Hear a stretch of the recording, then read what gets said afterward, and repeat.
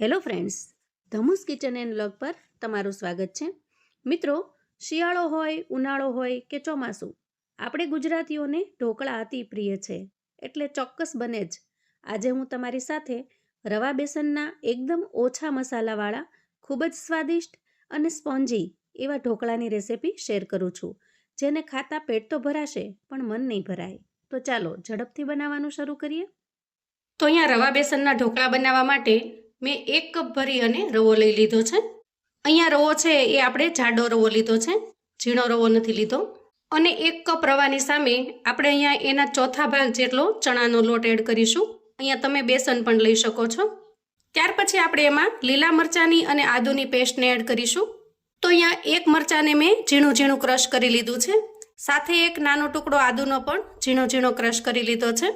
બંનેને આપણે એડ કરી દઈએ. હવે 1 કપ રવા સામે આપણે અહીંયા અડધો કપ જેટલું મોળું દહીં લીધું છે.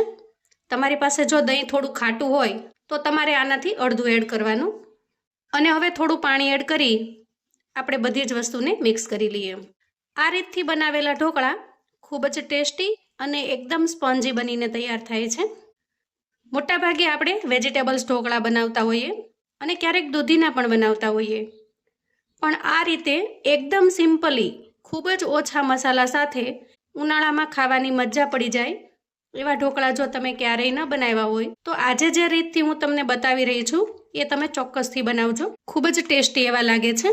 અહીંયા મેં જરૂરિયાત મુજબ પાણી નાખી અને આ રીતે એકદમ સરસ બેટર બનાવીને તૈયાર કરી લીધું છે. અને હવે ઢાંકણ ઢાંકી 5 થી 7 મિનિટ સુધી બેટરને રેસ્ટ થવા દઈએ, જેથી કરીને બેટરની અંદરનો રવો સારી રીતે ફૂલી જાય. કેમ કે જો રવો સારી રીતે ફૂલી જશે તો જ ઢોકળા એકદમ સ્પોન્જી અને સરસ બનીને તૈયાર થાય છે. તો જ્યાં સુધીમાં બેટર રેસ્ટ થાય છે ત્યાં સુધીમાં એકદમ ટેસ્ટી અને ખૂબ જ સ્વાદિષ્ટ એવી ઢોકળા માટેની ચટણી બનાવીને તૈયાર કરી લઈએ. હવે જુઓ, સૌથી પહેલાં અહીંયા હું 3 થી 4 ચમચી જેટલું નાળિયેરનું ખમણ લઉં છું.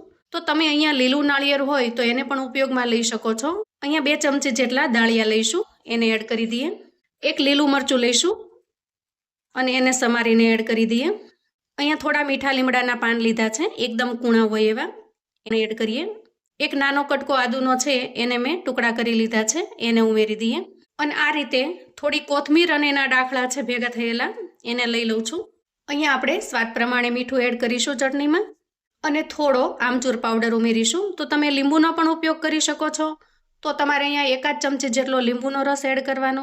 તો લીંબુ અથવા આમચૂર પાવડર ઉમેરવાથી ચટણી છે એકદમ ટેંગી બને છે, ચટપટી, એટલા માટે અહીંયા મેં ઉમેરેલો છે. હવે આપણે એડ કરીશું 4 થી 5 ચમચી જેટલું પાણી અને ઢાંકણ ઢાંકી એકદમ સરસ ચટણી બનાવીને તૈયાર કરી લઈએ. તો અહીંયા જુઓ, વાહ, એકદમ સરસ ચટણી બનીને તૈયાર થઈ ગઈ છે. હવે આપણે આ ચટણીને થોડો સાઉથ ઇન્ડિયન ટચ આપીશું, એટલે કે આમાં થોડો વઘાર એડ કરીશું. નાળિયેરની ગ્રીન ચટણી તૈયાર છે. આ ચટણી મને ખૂબ જ પસંદ છે. જ્યારે પણ બને ત્યારે હું ભરપૂર ખાઉં છું. તો અહીંયા જુઓ, મેં 1 ચમચી જેટલું તેલ ગરમ કરી લીધું છે. હવે એના અંદર થોડી રાઈ, જીરું, હિંગ અને મીઠા લીમડાના પાન એડ કરું છું. અને આ તૈયાર થયેલા વઘારને આપણે ચટણીમાં એડ કરી દઈએ. હવે આપણે ચટણીને સાઈડ પર મૂકીએ અને આગળની તૈયારી કરીએ. હવે અંદાજે 7 મિનિટ પછી આપણે ચેક કરીએ. તો અહીંયા જુઓ, બેટર છે એ થોડું થીક થઈ ગયું છે, એટલે કે બેટર થોડું ઘાટું બન્યું છે. રવો પણ સારી રીતે ફૂલી ગયો છે.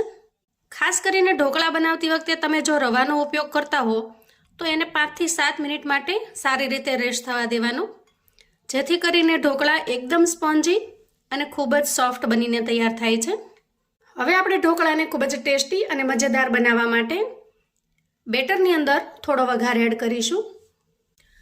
હવે અહીંયા જુઓ, વઘારિયાની અંદર મેં 1 ચમચી જેટલું તેલ ગરમ કરી લીધું છે. એના અંદર આપણે 1 ચમચી જેટલી રાઈ એડ કરીશું અને 2 ચપટી જેટલી હિંગ એડ કરીશું. અને ત્યાર પછી તૈયાર થયેલા વઘારને આપણે બેટરની અંદર એડ કરી દઈએ. હવે વઘારને આપણે બેટરની અંદર સારી રીતે મિક્સ કરી લઈએ. અને હવે આપણે અહીંયા સ્વાદ પ્રમાણે મીઠું એડ કરી દઈએ અને સારી રીતે મિક્સ કરી લઈએ. તો આજે જે ઢોકળા બનાવીશું એ એકદમ સિમ્પલ મસાલા સાથે તે બનાવીશું. અહીંયા બેટર બનીને તૈયાર થઈ ગયું છે અને આપણે આ કન્સિસ્ટન્સીમાં જ બેટરને રાખવાનું છે. વધારે ઢીલું પણ નથી રાખવાનું અને બહુ કઠણ પણ નથી રાખવાનું. અહીંયા તમે જુઓ, ચમચીમાંથી સહેલાઈથી નીચે પડી જાય એ રીતે આપણે બેટરની થિકનેસ રાખવાની છે. હવે આપણે કોઈ આવું મોટું વાસણ લઈશું અને એમાં વચ્ચે સ્ટેન્ડને સેટ કરીશું. સ્ટેન્ડને સેટ કર્યા પછી વચ્ચે આવી કોઈ થાળી કે ડીશને આપણે સેટ કરવાની છે અને એ પ્લેટને આપણે ઓઇલથી ગ્રીસ કરી લેવાની છે. વાસણની અંદર આપણે 2 ગ્લાસ જેટલું પાણી એડ કરીશું. હવે આપણે આ વાસણને ગેસ ઓન કરી ગેસ પર મૂકીશું, જેથી કરીને જ્યાં સુધીમાં બેટર તૈયાર થાય ત્યાં સુધીમાં એકદમ સરસ સ્ટીમ બનીને તૈયાર થઈ જશે. હવે આપણે બેટરની અંદર ઈનો ફ્રૂટ સોલ્ટ એડ કરીશું.